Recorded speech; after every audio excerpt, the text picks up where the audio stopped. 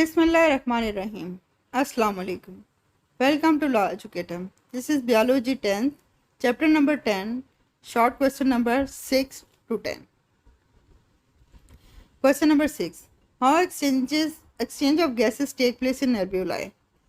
Alveoli है जो air sacs होते हैं लंग्स के अंदर. तो क्वेश्चन ये है कि alveoli के अंदर गैसेस का एक्सचेंज कैसे होता है. The walls of alveoli share a membrane with the capillaries. That's how close they are. This lets oxygen and carbon dioxide diffuse or move freely between the respiratory system and the bloodstream. तो basically इसमें होता ये है कि एल्ब्यूलाई की walls जो है वो इतनी बारीक होती हैं कि वो और कैपिलरीज की वॉल्स बिल्कुल साथ साथ होती हैं. आप कह सकते हैं कि एल्ब्यूलाई की वॉल्स के अंदर कैपिलरीज मौजूद होती हैं, तो इसलिए ऑक्सीजन और कार्बन डाइऑक्साइड इजीली डिफ्यूज़ कर सकती है एल्व्यूलाई से कैपिलरीज में और कैपिलरीज से एल्व्यूलाई में. इस तरह से रेस्पिरेटरी सिस्टम और ब्लड के दरमियान इजीली एक्सचेंज हो जाता है गैसेस का एल्व्यूलाई में. Question number 7. What is the effect of exercise on rate of breathing? Exercise करने से रेट ऑफ ब्रीदिंग पे क्या इफेक्ट आता है? Under resting conditions, normal breathing rate is 15 to 20 minutes per minute, 15 to 20 times per minute. During exercise, we need more energy, which is provided by more and more oxidation of glucose. As a result, more carbon dioxide is produced. So, for removing that, expiration take place at an increased rate. Basically होता ये है कि जब हम resting condition में होते हैं, normal breathing rate जो है वो हमारा है 15 से 20 टाइम्स पर मिनट. लेकिन जब हम एक्सरसाइज करते हैं तो हमें ज़्यादा एनर्जी की ज़रूरत होती है. अब वो एनर्जी कहाँ से मिलेगी? ग्लूकोज की ऑक्सीडेशन से. ग्लूकोज जो हमारी बॉडी में मौजूद है, जब हम ज़्यादा एनर्जी की हमें ज़रूरत है, हम एक्सरसाइज कर रहे हैं, फिज़िकल एक्टिविटी कर रहे हैं, उस दौरान हमें ज़्यादा एनर्जी की ज़रूरत होगी, जो कि एनर्जी मिलेगी ग्लूकोज की ऑक्सीडेशन से. चूँकि ज़्यादा एनर्जी की ज़रूरत है, इसलिए ज़्यादा ऑक्सीडेशन होगी ग्लूकोज की. इसके रिजल्ट के तौर पे ज़्यादा कार्बन डाइऑक्साइड प्रोड्यूस होगी. अब उस कार्बन डाइऑक्साइड चूँकि ज़्यादा प्रोड्यूस हो रही है, इसलिए उसे रिमूव करने के लिए एक्सहेलेशन का प्रोसेस स्पीड अप हो जाएगा. वो हमारा जो एक्सहेलेशन का प्रोसेस है वो ज़्यादा तेज़ी से कार्बन डाइऑक्साइड को हमारी बॉडी से रिमूव करना शुरू करेगा. Breathing centre in medulla oblongata of brain. The cells of breathing centre detect changes in the concentration of carbon dioxide in the blood. अब हमारे जो ब्रीदिंग रेट को कंट्रोल करता है वो हमारे ब्रेन का एक पार्ट है जिसे हम कहते हैं मेडुला ऑब्लांगेटा.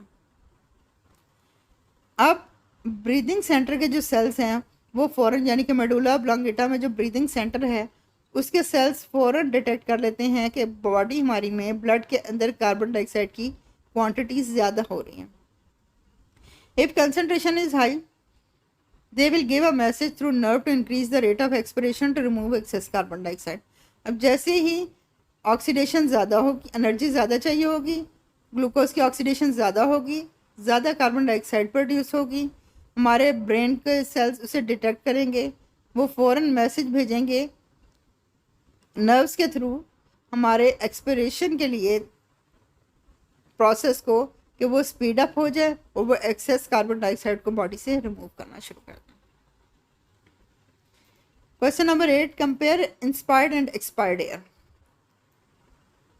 इंस्पायर्ड एयर जो इनहेल की जाती है, एक्सपायर्ड एयर जो एक्सहेल की जाती है.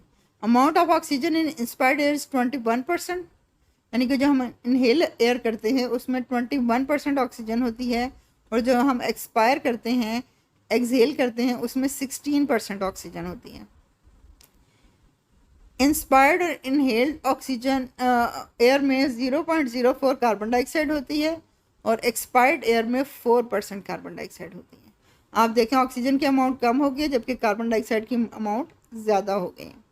इंस्पायर्ड में ऑक्सीजन की क्वांटिटी ज़्यादा है, इंस्पायर्ड में ऑक्सीजन की क्वांटिटी ज़्यादा है और एक्सपायर्ड में कार्बन डाइऑक्साइड की क्वांटिटी ज़्यादा है. जबकि नाइट्रोजन की अमाउंट जो है वो इंस्पायर्ड और एक्सपायर्ड एयर में सेम रहती है, दैट इज़ 79%. इसमें कोई चेंज नहीं आता, हमारी बॉडी नाइट्रोजन को डायरेक्टली यूज़ नहीं करती. अमाउंट ऑफ वाटर जो है वो वेरिएबल है इंस्पायर्ड एयर में. अगर मौसम ऐसा है कि हवा में नमी ज़्यादा है तो वाटर वेपर्स ज़्यादा होंगे, और अगर खुश्क हवा है तो उसमें वाटर वेपर्स कम होंगे. लेकिन जो एक्सपायर्ड एयर होती है वो सैचुरेटेड होती है वाटर वेपर्स में। इसकी एग्जांपल ये है कि अगर आप हाथ के ऊपर एक एक्सहेल करें और हाथ के ऊपर चेक करें तो आपको नमी महसूस होगी। उससे आपको पता चलता है कि एक्सपायर्ड एयर जो है वो सैचुरेटेड होती है वाटर वेपर से। डस्ट पार्टिकल वेरिएबल होते हैं इंस्पायर्ड एयर में। अगर बहुत गर्दो गुबार है, पोल्यूटेड एरिया में है, तो आप जो इंस्पायर कर रहे हैं एयर उसमें डस्ट पार्टिकल्स काफ़ी ज़्यादा होंगे। लेकिन अगर आप साफ़ इन्वायरमेंट में हैं तो वहाँ पे कम होंगे। इसलिए ये वेरिएबल होते हैं, एरिया के हिसाब से चेंज होते रहते हैं, वेदर और एरिया के हिसाब से। जबकि एक्सपायर्ड एयर में आलमोस्ट नन डस्ट पार्टिकल होते हैं, क्योंकि ये एक बिल्कुल साफ प्रोसेस होता है, इसलिए एक्सपायर्ड एयर में कोई डस्ट पार्टिकल्स नहीं होते। टेम्परेचर भी इंस्पायर्ड एयर का वेरिएबल होता है, क्योंकि अगर सर्दियों में है तो आप इंस्पायर जो कर रहे हैं वो ठंडी हवा होगी, और गर्मियों में अगर कर रहे हैं तो वो गर्म हवा होगी। While expired air, the temperature is equal to the body temperature. Temperature जो है वो ह्यूमन बॉडी टेम्परेचर के इक्वल होता है। Question number 9, how viral infection like covid affect bronchi. अब कोविड-19 जो है उसका, जिसे हम कोरोना वायरस भी कहते हैं, उस बीमारी में, कोविड-19 बीमारी में ब्रोंकाई कैसे इफेक्ट होती है वायरल इन्फेक्शन से। कोविड-19 causes inflammation in bronchi resulting in pneumonia. कोविड-19 जो है वो ब्रोंकाई में इन्फ्लेमेशन प्रोड्यूस करते हैं, जिसके रिजल्ट के तौर पे नमूनिया हो जाता है। What is the importance of breathing in fresh air. Fresh air में सांस लेने का क्या फ़ायदा है, क्या इंपॉर्टेंस है। The main purpose of breathing in fresh air is to get more energy. Fresh air is free of pollutants, so breathing in fresh air prevent from disease and infection. सबसे पहला तो इम्पॉर्टेंस ये है कि अगर आप fresh air में सांस लेंगे आपको ज़्यादा एनर्जी मिलती है। सेकेंडली, फ्रेश एयर में कोई पोल्यूटेंट्स नहीं होते, कोई डस्ट पार्टिकल्स, किसी किस्म के पोल्यूटेंट्स नहीं होते, तो जब आप उसमें ब्रीथ इन करेंगे तो वो फ्रेश एयर जो है वो आपको मुख्तलिफ बीमारियों और इन्फेक्शन से बचाए।